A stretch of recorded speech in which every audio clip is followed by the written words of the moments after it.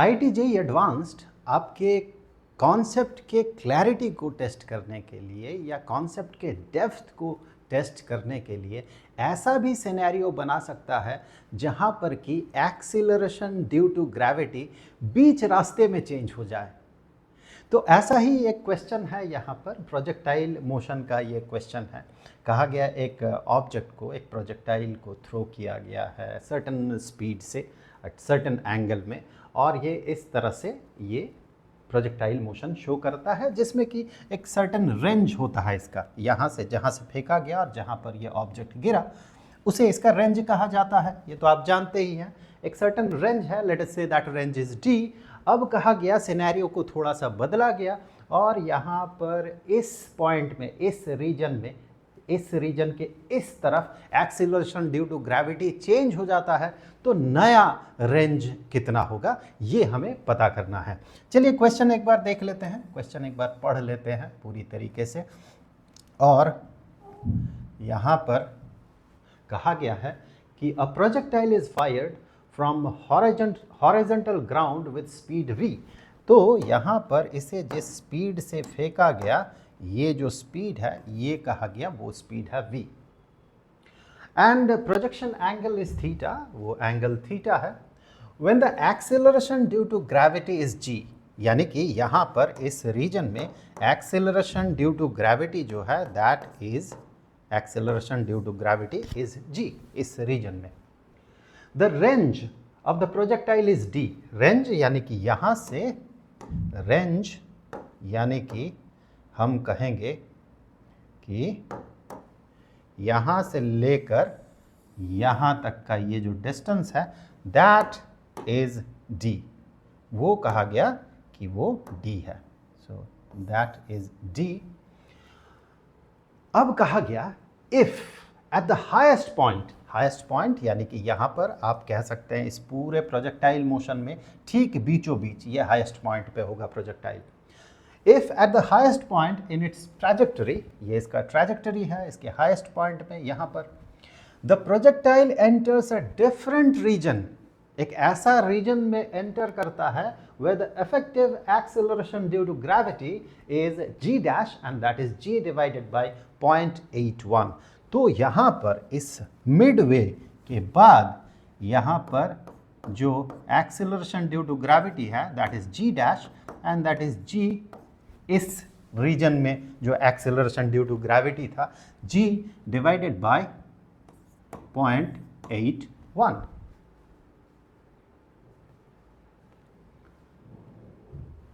Then the new range d dash, obviously range तो change हो जाएगा, क्यों? क्योंकि यहां पर आप क्लियरली देख पाएंगे कि g डैश जो है g से अधिक है, ज्यादा है, बिकॉज डिनोमिनेटर 1 से कम है, यानी कि ये पूरा फ्रैक्शन g से बड़ा हो जाएगा, तो g dash is greater than g।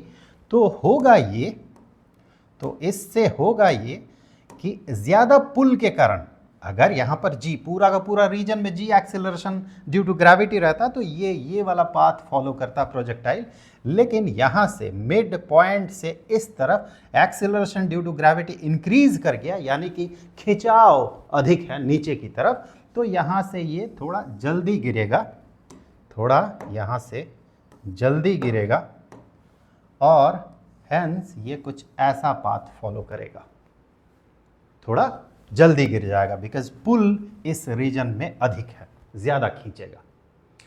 तो हमें ये पता करना है कि नया रेंज जो होगा, यानी कि यहाँ से लेकर यहाँ तक न्यू रेंज जो होगा, वो नया रेंज यहाँ से लेके अब यहाँ तक ये रेंज कितना होगा।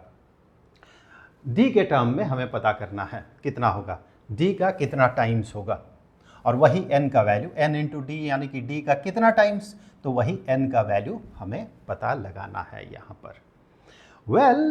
वेल, अगर इस क्वेश्चन को हम फंडामेंटल पार्ट्स में बिल्कुल बेसिक छोटे छोटे हिस्सों में तोड़ सके, या फिर हमारा जो कॉन्सेप्ट है, प्रोजेक्टाइल मोशन का जो कॉन्सेप्ट है, वो अगर बहुत रॉबस्ट हो तो ये क्वेश्चन बहुत आसान है।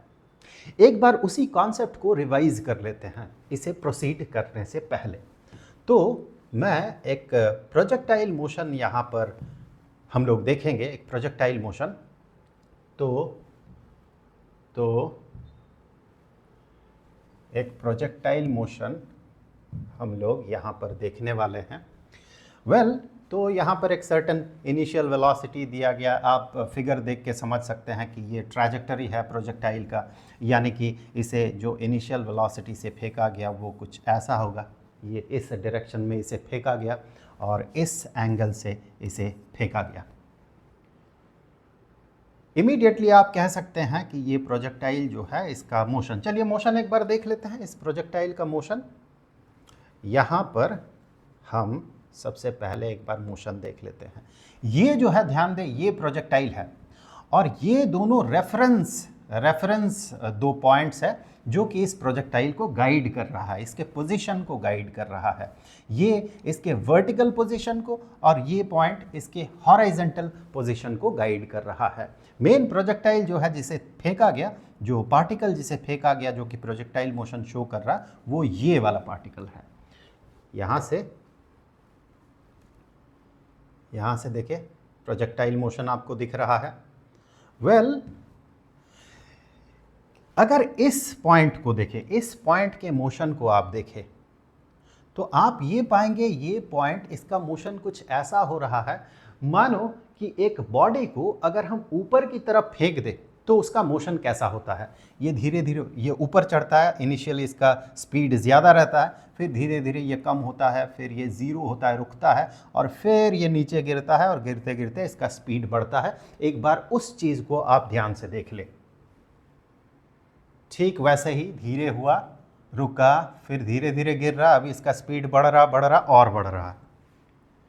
और अगर आप हॉराइजेंटल पॉइंट को देखें, जो हॉराइजेंटल एक्स एक्सिस के अलोंग मूव कर रहा है, जो कि प्रोजेक्टाइल का एक्स पोजीशन को डिसाइड कर रहा है, यानी कि हॉराइजेंटल पोजीशन को डिसाइड कर रहा है, उसे अगर आप देखें तो आप ये पाएंगे वो यूनिफॉर्म मोशन शो कर रहा है, वो कांस्टेंट स्पीड से मूव कर रहा है। आप कह सकते हैं कांस्टेंट वेलोसिटी से मूव कर रहा है, यूनिफॉर्म मोशन यहाँ पर दिखा रहा है। ऐसा इसलिए होता है कि अगर आप इस मोशन, मान लें कि v वेलोसिटी से इसे फेंका गया इस डायरेक्शन में, अगर इसे दो कंपोनेंट्स में स्प्लिट करते हैं, एक तो इस तरफ और दूसरा इस तरफ, तो यहाँ पर अगर v से आप इसे फेंकते हैं तो इसका ये वाला कंपोनेंट होगा v into sine of this angle theta और ये कंपोनेंट होगा v into cosine of this angle which is theta. अब देखिए ये जो पार्टिकल, जो पॉइंट इस डायरेक्शन में मूव कर रहा है, उस पे acceleration due to gravity act कर रहा है, इसीलिए उसका मोशन कुछ ऐसा हो रहा है। ये चढ़ा, धीरे हुआ, धीरे हुआ, धीरे हुआ, रुका, जैसे कि उस पे acceleration due to gravity act हो रहा और फिर वो नीचे गिरा। और इस पे कोई भी किसी भी तरह का फोर्स अप्लाई नहीं होता है, बिकॉज जो भी फ्रिक्शनल फोर्स इस बॉडी पे लग रहा है उसे हम नेग्लेक्ट कर देते हैं, बिकॉज वो बहुत छोटा है, बहुत कम उसका वैल्यू है या उसका इफेक्ट बहुत कम है, इसीलिए हम उसे नेग्लेक्ट करते हैं, एरियल ड्रैग जिसे हम कह सकते हैं। तो चूंकि इस डायरेक्शन में प्रोजेक्टाइल में किसी भी तरह का फोर्स अप्लाई नहीं हो रहा, इसीलिए वो कांस्टेंट स्पीड से ये मूव कर रहा है। प्रोजेक्टाइल का जो एक्स एक्सिस को गाइड करने वाला पॉइंट है। तो ये बेसिक फंडामेंटल है प्रोजेक्टाइल का, एक बार आप फिर से देख लें। अब क्या होता है, ठीक बीचों बीच यहां पर ले आते हैं। अगर acceleration due to gravity same रहता, अगर चेंज ना होता, जी ही रहता, तो फिर यहां पर ये पॉइंट जो इसके वर्टिकल मोशन को गाइड कर रहा है, उस पे एक्सेलरेशन ड्यू टू ग्रेविटी उतना ही लगता, इस रीजन में जितना लग रहा, इस रीजन में भी उतना ही लग रहा। तो अब ये पॉइंट जो गिरेगा उस पे effective acceleration due to gravity g ही अप्लाई होगा, जिसके कारण कि ये इस तरह से गिरेगा और यहाँ पर ये उसका रेंज बनेगा। लेकिन एक्सेलरेशन ड्यू टू ग्रेविटी अगर चेंज हो जाए, जी डैश हो जाए, तो फिर ये पॉइंट इस रीजन के बाद जिस रेट से या जिस तरीके से गिरेगा, मानो एक बॉडी को हम यहाँ से छोड़ रहे हैं फ्रीली, यहाँ पकड़ के उस बॉडी को हम छोड़ रहे हैं इस तरह से, और उस रीजन में acceleration due to gravity g dash है। तो फिर हम ये वाला यहाँ से यहाँ तक गिरने में कितना टाइम लगेगा ये हम पता कर सकते हैं। अगर acceleration due to gravity g हुआ तो फिर कितना टाइम लगेगा, और acceleration due to gravity g dash हुआ तो कितना टाइम लगेगा। और वही टाइम तो डिसाइड करता है कि ये v into cosine of theta speed से कितने समय में ये कितना डिस्टेंस ट्रैवल करेगा, और वही इसके रेंज को डिसाइड करेगा। नॉर्मली हम जब इस तरह के प्रॉब्लम को सॉल्व करते हैं तो हम ये पता लगाते हैं कि v into sine of theta से अगर एक बॉडी को छोड़ा गया या फेंका गया ऊपर की तरफ तो इसे ऐसे चढ़ के ऐसे गिरने में कितना समय लगेगा, और उतने समय में v into cosine of theta speed से एक पार्टिकल या ये पॉइंट जो ये रेफरेंस पॉइंट है हॉरिजॉन्टल पोजीशन को डिसाइड करने वाला, वो उतने समय में कितना डिस्टेंस ट्रैवल करेगा, और वही अल्टीमेटली इसका रेंज होता है। तो बेसिक आइडिएशन जो है वो यही है कि हमें ये देखना है, हमें ये पता करना है कि यहाँ से अगर g एक्सेलरेशन होता, अगर यहाँ g एक्सेलरेशन होता तो एक बॉडी को इस हाइट से यहाँ तक गिरने में कितना टाइम लगेगा, और g dash acceleration due to gravity होगा तो फिर इस यहाँ से नीचे गिरने में उस बॉडी को कितना समय लगेगा। दोनों टाइम t और t डैश मान लेते हैं। यहाँ से सिचुएशन कुछ ऐसा है कि एक बॉडी पहले मैं इस रेफरेंस पॉइंट को ड्रॉ कर लूँ। यहाँ से ये मैंने रेफरेंस पॉइंट या रेफरेंस लाइन ले लिया। तो मुद्दा ये है कि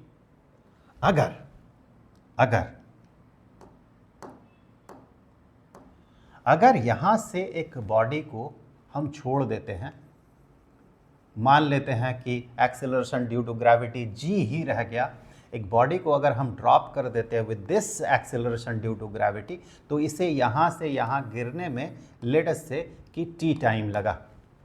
तो इस t को हम कैसे डिसाइड कर सकते हैं, उसके लिए हमें ये पता होना होगा कि ये वाला हाइट कितना है। Let us say that height is h।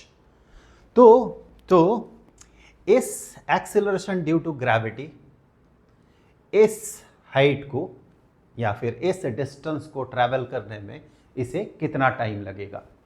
Well तो हम कह सकते हैं बिकॉज यहाँ पर इसे छोड़ा गया, इनिशियल वेलोसिटी इस पॉइंट पे नीचे की तरफ ज़ीरो होगा, बिकॉज ये गाइडिंग पॉइंट है जो कि इसके वर्टिकल मोशन को, इस प्रोजेक्टाइल के वर्टिकल मोशन को डिसाइड कर रहा है। दैट्स वाई यहाँ पर इसका इनिशियल वेलोसिटी ज़ीरो है।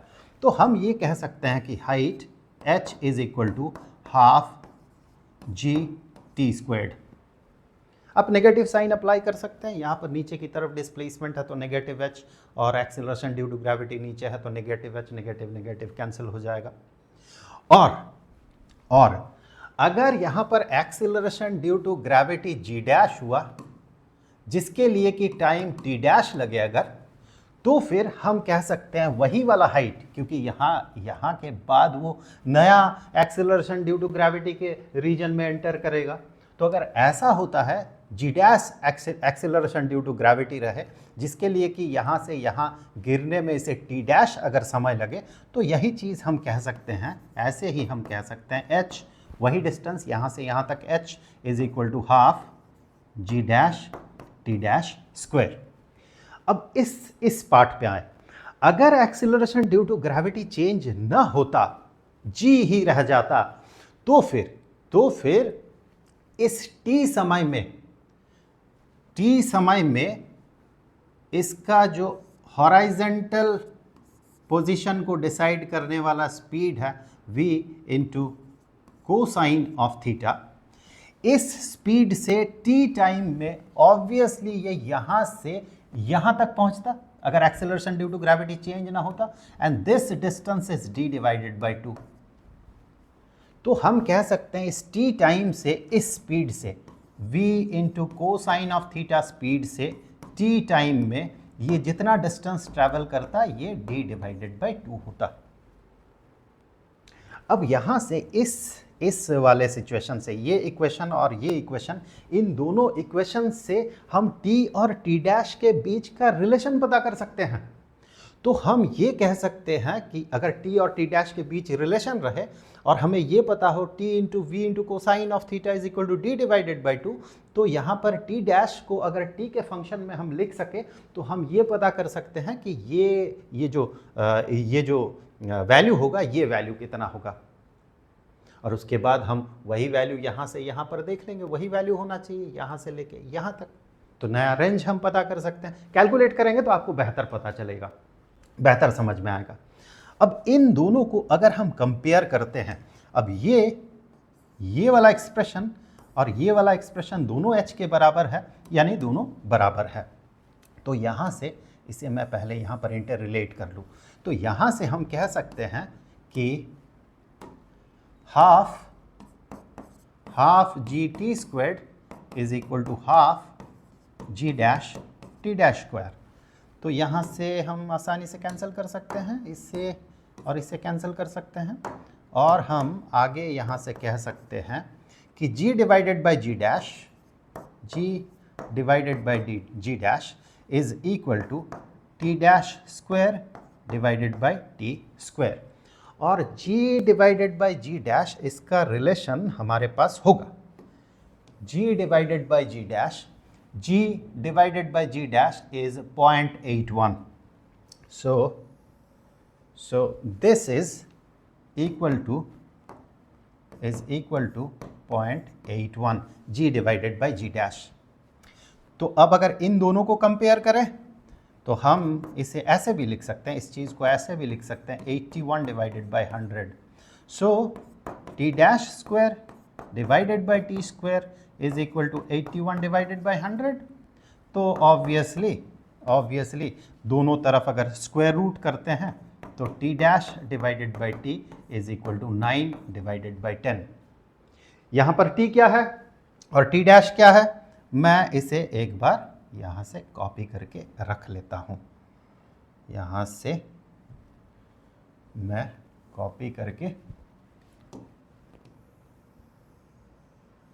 अब अगर t और t डैश क्या है ये आप देखते हैं तो आप पाएंगे कि t जो है, t वो टाइम है कि प्रोजेक्टाइल को, इसका जो रेफरेंस पॉइंट है वर्टिकल रेफरेंस पॉइंट, उसे यहाँ से यहाँ गिरने में कितना समय लगा, यानी कि प्रोजेक्टाइल को यहाँ से यहाँ आने में कितना समय लगा जब acceleration due to gravity g ही है, चेंज नहीं हो रहा है, तो वो ये वाला टाइम है t. और टी डैश क्या है, अगर acceleration due to gravity g dash हो जाता तो फिर प्रोजेक्टाइल को यहाँ से यहाँ आने में कितना टाइम लगेगा, यानी कि ये जो रेफरेंस पॉइंट होगा वर्टिकल मोशन को डिसाइड करने वाला, ये रेफरेंस पॉइंट को उस एक्सेलरेशन से जी डैश एक्सेलरेशन से यहाँ गिरने में कितना समय लगेगा। तो यहाँ हम कह सकते हैं कि t dash is equal to या फिर t इज इक्वल टू कर देते हैं, t is equal to 10 t dash divided by 10 t dash divided by 9. अब t के जगह वो वाला वैल्यू अगर हम पुट करते हैं 10 t dash divided by 9 into v into cosine of theta is equal to d divided by 2.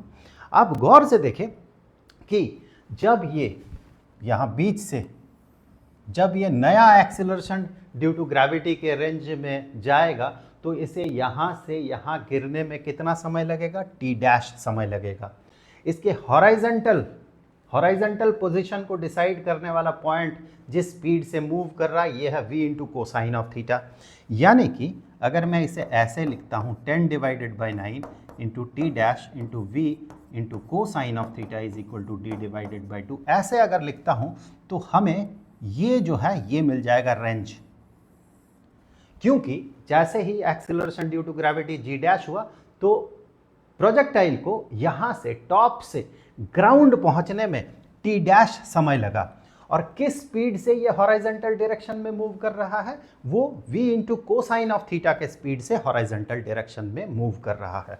तो time into speed is equal to distance, यानी कि हॉराइजेंटल डिस्टेंस ये जितना ट्रैवल करेगा वो होगा t dash into v cosine of theta. तो यहाँ से हम बड़े आसानी से ये कह सकते हैं कि this t dash into v into cosine of theta is equal to d divided by 2 into 9 divided by 10. So 9d divided by 2 into 10 is 20. अब ये क्या है, ये वाला क्या है, 9d डिवाइडेड बाई 20. ये क्या है, ये यहां से लेके यहां तक का डिस्टेंस है. बिकॉज नया एक्सेलरेशन ड्यू टू ग्रेविटी का रीजन जो है ये है, यहां से नीचे गिरने में टाइम लगा t डैश, और ये जो हॉरिजॉन्टल स्पीड है प्रोजेक्टाइल का, हॉरिजॉन्टल डायरेक्शन में स्पीड है v into cosine of theta. तो ये जो है ये आपको बताएगा यहाँ से लेके यहाँ तक का distance t dash v cosine of theta. So हमें क्या मिला, हमें मिला यहाँ से लेके यहाँ तक का जो डिस्टेंस है, ये वाला डिस्टेंस हमने अभी पता लगाया कितना है, हमने पता लगा 9d divided by 20. So this is 9d divided by 20. हमें रेंज पता करना है इस पूरे मोशन का, इस प्रोजेक्टाइल मोशन का, यानी कि यहाँ से लेकर यहाँ तक का डिस्टेंस. आप गौर से देखें, ये तो d डिवाइडेड बाई 2 होगा, this is d divided by 2, because d is the range. यहाँ पर जब acceleration due to gravity change नहीं होगा तो यहाँ से यहाँ तक d कहा गया था, इनिशियली कहा गया था. सो उसका आधा ये d डिवाइडेड बाई 2. अब इन दोनों को आप जोड़ दें, इन दोनों को जब आप जोड़ देंगे, नया जो रेंज होगा which is d dash, that is equal to d divided by 2 plus 9d divided by 20. 9d divided by 20 आप इसे जोड़े तो 20, 10d प्लस 9d, तो 19 डिवाइडेड बाई 20d. तो हम इसे ऐसे भी लिख सकते हैं, 0.95 होगा ये, this is 0.95. So 0.95d. So d dash is equal to 0.95d. तो यहाँ पर हमें इस फॉर्मेट में जवाब पूछा गया कि d dash is equal to nd, d dash is equal to nd, और n का वैल्यू क्या होगा, n का वैल्यू होगा 0.95. जल्द मिलेंगे.